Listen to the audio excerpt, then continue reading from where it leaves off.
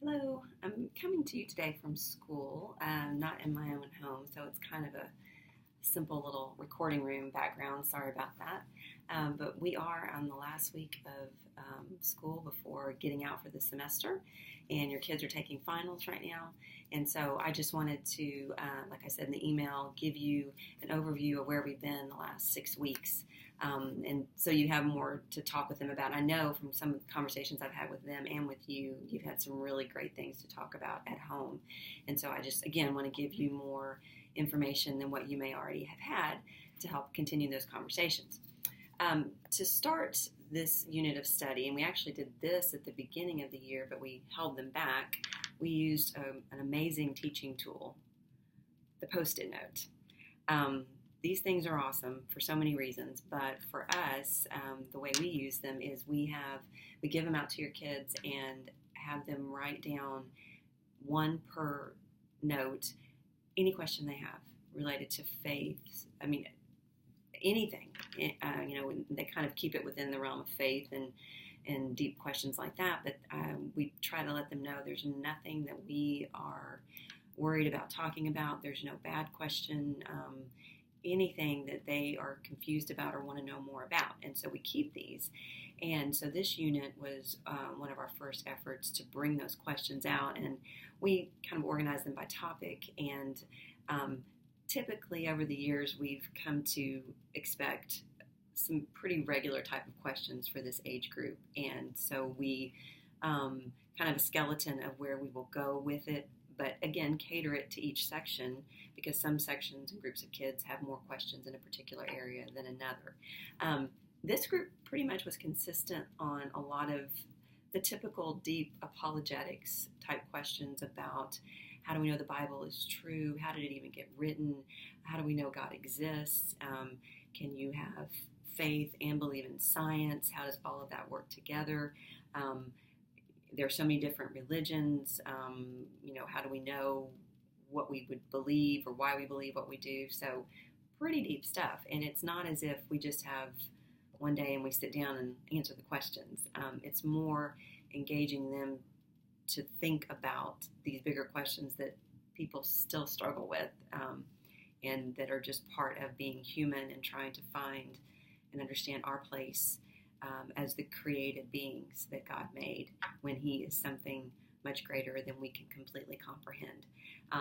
So it's always a fun thing for us to see their minds start kind of going in different directions, and it can get a little emotional for them because some of the things that they've always assumed to be true or had never really thought through why they believe them might be challenged by something they read or something we say or something a classmate brings up. And it's never, in our role with it, done with the intention of unnecessarily upsetting someone or causing confrontation or conflict. But it's just the natural outcome of when you start thinking more deeply about things that you've always assumed and not thought through the why or seen the other side of why someone else believes what they do. So that's the way we approach it. And your kids did a great job in really embracing that and doing a good job with it with each other. And it's not as if the conversations are over. We kind of launch thinking about it more deeply at this point, but it's going to continue throughout the year in different ways, even in different units of study that we'll have. We know the background questions they still have that will come up that we will embed and answer and revisit again and again. So this was just a start. Two of the videos that we watched that unfortunately I can't link them for you. They're not available other than on a DVD, but I'm sure your kids talked with you about them. One is by Louis Giglio from Passion City Church, and it's indescribable.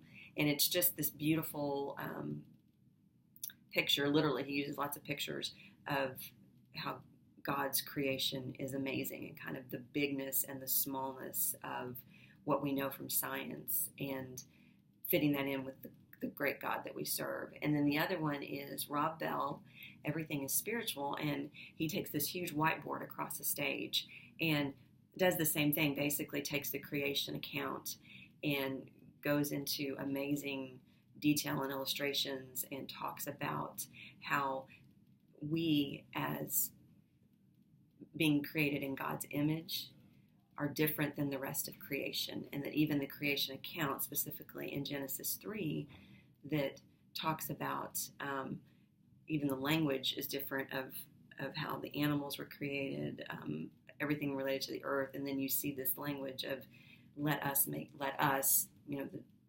the Trinity, the community of God, make man in our image, and even breathing life into Adam and then Eve was a whole different way than the rest of creation was made. And naturally, that conversation always comes around, and we don't even have to bring it up to, well, wait a minute, what about the animals, and kind of the classic, well, do dogs go to heaven thing. And at this age, they are very emotional about their animals and pets, and our culture has encouraged that as well. And I'm a dog owner, I get it.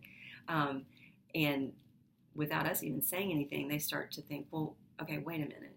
And our whole goal in that conversation is not to be anti-animal or anything like that at all. It's to point out that we are uniquely made in God's image.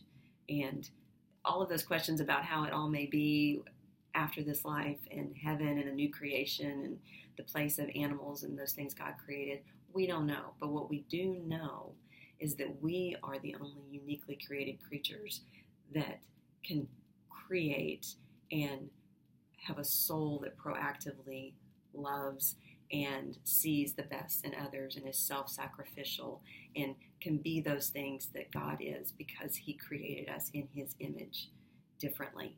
And so we have a different responsibility and role in the world because of that. And so we try to make that's the positive thing. You are, talking to your kids, you are unique and special and different, and there is a place for you. So I hope that's how we came around to that discussion with them.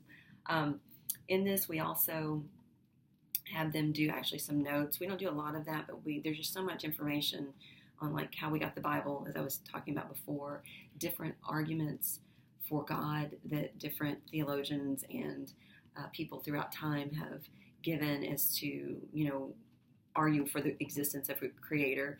We do come down to the reality that at some point it is a faith decision, but even not believing in God is a faith decision as well. You're believing in something, even if you're not believing in God.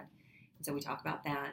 Another one that really, I think, struck a chord with this group, and it's one document that I've linked in the email, is an article that we found just as we were talking through some of these things, of a woman who makes the case that why do we keep saying everything happens for a reason? And what do we mean when we say that? Her argument is Christians need to quit saying that. And we, again, used it not to prove anything or say, here is our viewpoint, but to say, respond to this. What do you think? And it was a great discussion. Really, really, really good. And I know, like I said, several of you, the kids mentioned they were coming home and talking about it. And again, I attached the article just so you can have more understanding of the exact words that this author talked about and why we went there and how we navigate difficult things that happen in life constantly.